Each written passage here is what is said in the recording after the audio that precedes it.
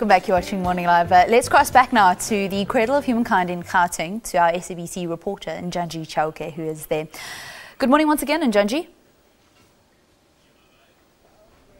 Oh, thanks for joining us once again, Vailin, here at Maruping, where a major announcement is about to be made with regards to prehistoric humans. You know, there's been a lot of questions surrounding our relationship with prehistoric humans.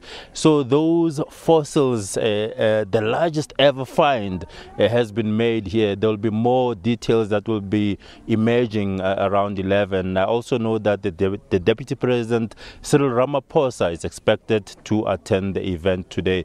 But joining me right now is one of the people that went all the way underground to do the excavations, Maria Elliot. Thanks for joining us. Tell us a bit more about what you've seen down there without giving away a lot. Yes? Yeah, I was one of the primary excavators and one of the cavers that brought up the material. So the cave system that we got these bones from is quite deep underground and quite difficult to get to, so it required people of a certain size and with a certain skill set. So Professor Berger asked for people who had excavation skills, experience in paleoanthropology, and who were not afraid of small spaces. So there were 6 of us chosen, and we recovered somewhere in the range of 1,500 bone fragments in about a month and a half, and that will be revealed later on today. Okay. But how challenging a process is it? I mean, you're working in very confined spaces. You were talking about a certain skill set that you should have, and also in terms of the body size. Yeah, it was very difficult. The route to the cave involves many small spaces. Some of them you have to crawl through, some of them you have to slide on your belly, some of them you have to climb. So it is very difficult to get to, very physically hard.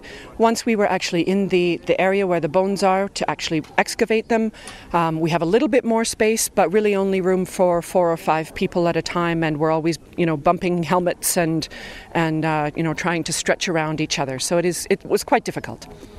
Besides doing the actual excavation physically, what type of role did technology play in the whole process? Yeah, technology was very important in this whole project.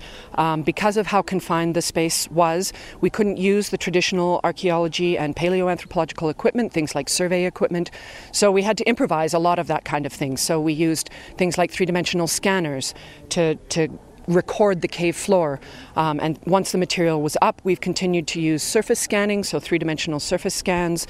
We've also involved CT, so medical computed tomography, to scan the bones. That way we can still image them, look at them in 3 dimensions without having to touch the bones, because they are very fragile.